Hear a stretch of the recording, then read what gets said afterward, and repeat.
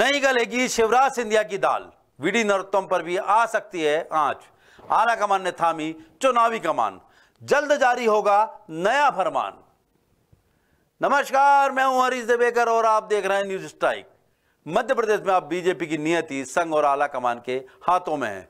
पिछले कुछ दिनों से कार्यकर्ताओं की नाराजगी की खबरों को संघ और आला कमान ने गंभीरता से लेना शुरू कर दिया है। इस नाराजगी के अलावा नेताओं के गुटों में बढ़ चुकी बीजेपी का मध्य प्रदेश में हाल बेहाल है। इन हालातों को भांपकर संघ ने प्रदेश में पैरेलल काम शुरू कर दिया है, जिसका असर उस वक्त दिखाई देगा जब पार्टी टिकट बांटने का काम शुरू करेगी। यह भी मुमकिन है कि खुद सीएम शिवराज सिंह चौहान अपने चहेते उम्मीदवारों को चाहकर भी टिकट ना दिलवा सकें, और यह भी संभव है कि ज्योतिरादित्य सिंधिया के खास दावेदार टिकट से दूर कर दिए जाएं। हर बड़े नेता के दावों और गुट की कार्ड बनने का जिम्मा मध्य प्रदेश में अब खुद आला कमान ने संभाल लिया है, जिनके विश्वास पात्र नेता हर जिले में डबल लेयर का सर्वे कर रहे हैं। इस चर्चा का डर बीजेपी हलकों में साफ साफ दिखाई देने लगा है। प्रदेश में बीजेपी की बुरी स्थिति को भांपकर आला कमान ने पहली बार इस तरह का सख्त कदम उठाया है। इलेक्शन नजदीक आते हैं तो टिकट के दावेदारों की भीड़ जुटाना, टिकट बांटने से पहले सर्वे कराना आम प्रक्रिया है। इस प्रक्रिया में अक्सर वो नेता बाजी मारते हैं जो सर्वे में अच्छी रिपोर्ट तो हासिल करते हैं, दिग्गज नेताओं के करीबी भी होते हैं। लेकिन मध्य प्रदेश में इस बार नेताओं के करीबी होने से कोई खास कमाल नहीं होने वाला है, क्योंकि इस बार सत्ता की नहीं संघ की रिपोर्ट पर फाइनल फैसला होगा, जिसे तैयार करने के लिए संघ का सबसे विश्वास पात्र सिपहसालार मैदान में उतर चुका है। ये सिपहसालार हैं क्षेत्रीय संगठन महामंत्री अजय जामवाल, जिनकी रिपोर्ट के आगे शिवराज सिंह चौहान, ज्योतिरादित्य सिंधिया, वीडी शर्मा और नरोत्तम मिश्रा सरीखे दिग्गज नेताओं के दावे और सिफारिशें भी धरी रह जाएंगी। जामवाल के काम करने का तरीका बेहद अलग है। संगठन को मजबूत करने की अपनी शैली के साथ जामवाल मैदान में उतर चुके हैं, जिसकी वजह से बीजेपी के दिग्गजों में भी खलबली मची हुई है। अजय जामवाल उन नेताओं में से हैं जो गुटबाजी खत्म कर संगठन में कसावट लाने के लिए ही जाने जाते हैं। अब वो मैदान में उतरे हैं और एक आम योद्धा की तरह जंग के मैदान के हर हिस्से को आंक रहे हैं, जिनके साथ भारी दलबल नहीं चल रहा और ना ही स्वागत वंदन बार दौर सज रहे। जामवाल अकेले ही अलग अलग जिलों में जा रहे हैं और कार्यकर्ताओं को खुलकर बोलने की छूट दे रहे हैं। इन बैठकों में जामवाल प्रदेश से अपना नाता बताना भी नहीं भूलते। अपने पिता से मिले आर्मी के अनुशासन का जिक्र फैमिली बैकग्राउंड के बहाने करते हैं और जौलपुर में हुई हाई स्कूली शिक्षा के 3 साल के बारे में भी बताना नहीं भूलते, ताकि कार्यकर्ता उनसे सीधा कनेक्ट कर सके। बीजेपी के कुछ जिलाध्यक्षों का कहना है कि जब कार्यकर्ताओं को बोलने का मौका मिलता तो वो दूध का दूध और पानी का पानी कर देते हैं, जिसे जामवाल पूरे इत्मीनान से सुन रहे हैं और समझ रहे हैं। मैदानी हकीकतों से रूबरू होने के बाद जामवाल की ये रिपोर्ट सीधे हाईकमान के सामने होगी। माना जा रहा है कि उस रिपोर्ट के आधार पर प्रत्याशी चयन हुआ तो शिवराज, सिंधिया, तोमर, विजयवर्गीय और भी जितने बड़े नेता हैं वो अपने खास पट्टों को टिकट नहीं दिलवा सकेंगे। मध्य प्रदेश में विधानसभा चुनाव सिर पर है, लेकिन संघ की पेशानी पर बल तो उसी दिन पड़ गए थे जब नगरीय निकाय चुनाव के नतीजे सामने आए थे। इन चुनावों में दिग्गज नेताओं की सिफारिश या सलाह पर टिकट तय हुए। कई सीटों पर वीडी शर्मा की चली, ग्वालियर चंबल में नरेंद्र सिंह तोमर हावी रहे। इस तरह टिकट का बंटवारा हुआ, लेकिन किसी भी दिग्गज का खास जीत हासिल नहीं कर पाया। उल्टे पहले जीती जिताई सीटें भी गंवानी पड़ गई। आला कमान और संघ को समझने में देर नहीं लगी कि दिग्गज नेताओं का ईगो पार्टी को ले डूबेगा।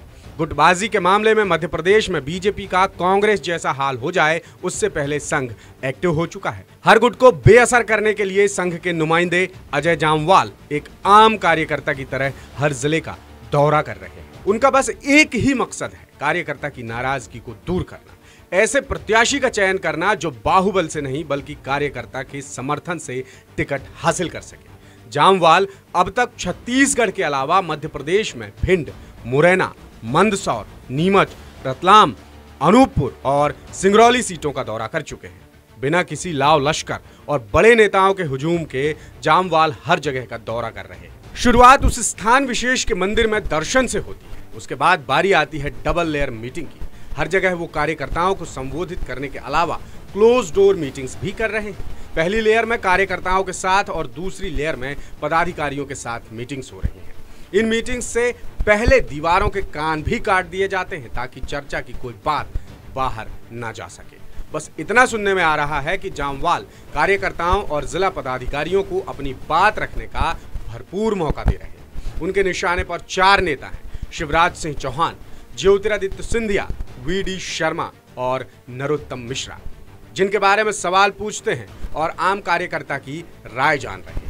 बीजेपी के गलियारों में चर्चा है कि जामवाल की रिपोर्ट को हर सर्वे की रिपोर्ट से ज्यादा तरजीह दी जाएगी। देखिए, Bharatiya Janata party cadre based organisation है और यही कारण है कि आज विश्व का सबसे बड़ा राजनीतिक दल है।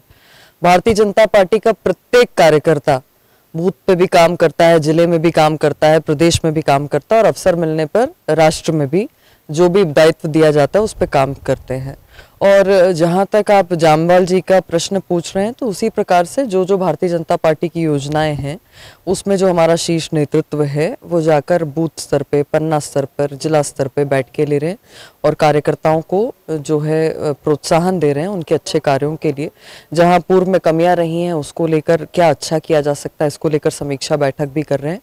पर जहाँ तक है चुनाव की बात, भारतीय जनता पार्टी में इस प्रकार की प्रक्रिया की चर्चा इस तरीके से नहीं होती है। पार्लियामेंट्री बोर्ड जो है वो निर्णय करता है, जो उपयुक्त कार्यकर्ता होता है उसको हमेशा अवसर दिया जाता है। देखिए, भारतीय जनता पार्टी में किसी भी प्रकार की कोई गुटबाजी नहीं है। प्रत्येक कार्यकर्ता, चाहे वो बूथ स्तर का हो, पन्ना स्तर का हो, प्रदेश स्तर का हो या राष्ट्रीय स्तर का हो, उनके पास अपने अपने दायित्व हैं और उन दायित्वों का निर्वहन करने के लिए वो कार्यकर्ताओं के बीच में जाते हैं। विभिन्न विषयों को लेकर कार्यशाला होती है और आप जानते ही हैं कि जो प्रशिक्षण की प्रक्रिया है भारतीय जनता पार्टी में निरंतर चलती रहती है और इसीलिए संगठन महामंत्री जी तो अक्सर ये कहते भी है कि जो प्रतिक्षण चलता है वही प्रशिक्षण है और उसके लिए भारतीय जनता पार्टी के कार्यकर्ता को तैयार किया जाता है। अगर गुटों की बात करें आप तो ये केवल और केवल आपको कांग्रेस में दिखाई देता है। यहाँ पर जो भी निर्णय होते हैं सामूहिक तौर पर किए जाते हैं। नगरीय निकाय चुनाव के नतीजे देखते हुए आलाकमान और संघ दोनों को डर है कि आने वाला चुनाव जनता वर्सेस बीजेपी ना हो जाए। एंटी इनकम्बेंसी का फैक्टर जबरदस्त तरीके से चल रहा है जिसका शिकार खुद बीजेपी का कार्यकर्ता भी है। इसके अलावा बीजेपी में अब कांग्रेस की तरह ही गुट पनपने लगे हैं। दिग्गजों की भीड़ में पार्टी का कॉमन कार्यकर्ता अलग थलग पड़ गया है जिसकी सुनवाई कहीं नहीं हो रही। ऐसे कार्यकर्ताओं को अब अपनी बात रखने का मौका मिला तो उन्होंने दिल खोलकर अपनी ही सरकार और संगठन की पोल खोलने में कोई कसर नहीं छोड़ी। कुछ मोटी मोटी बातें जो इस बैठक में निकल कर आई वो इस तरह है। जामवाल से कार्यकर्ताओं ने की मन की बात। हर जिले से एक कॉमन शिकायत मिली, सरकार पर अफसरशाही हावी। जनप्रतिनिधियों की भी नहीं होती सुनवाई। कलेक्टर एसपी नहीं करते स्थानीय नेताओं की पूछ परख। सिर्फ भोपाल से मिले निर्देशों पर होती है सुनवाई।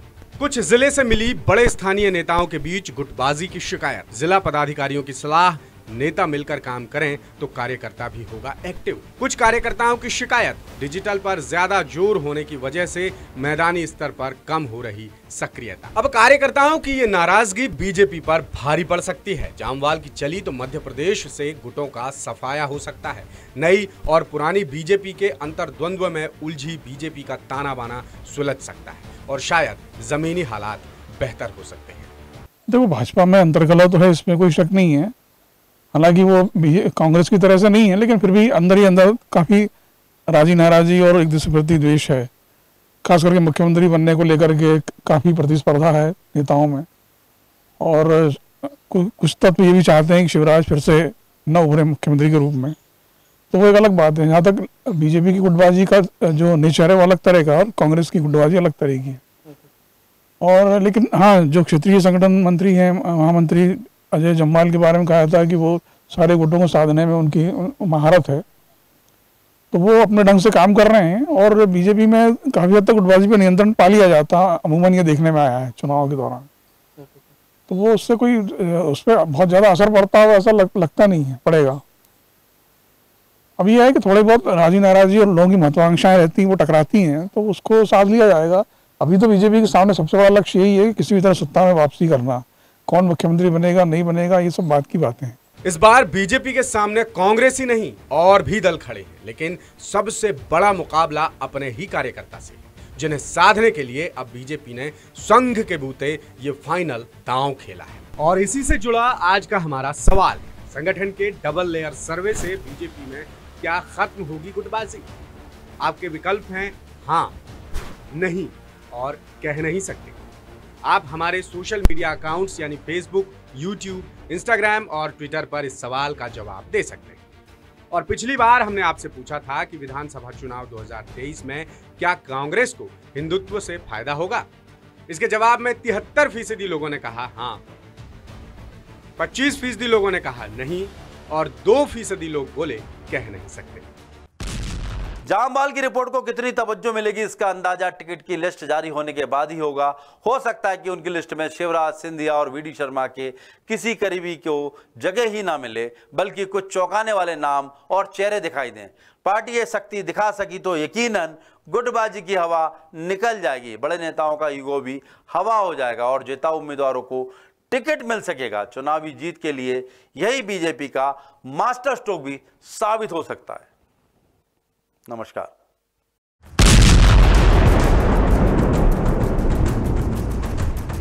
और एप्पल स्टोर से डाउनलोड करें हमारा ऐप द सूत्र। आप हमारी खबरें thesutra.com पर भी देख सकते हैं। Social media platforms Twitter, Facebook और इंस्टाग्राम पर भी हमें फॉलो कर सकते हैं। साथ ही यूट्यूब पर भी हमें सब्सक्राइब करें।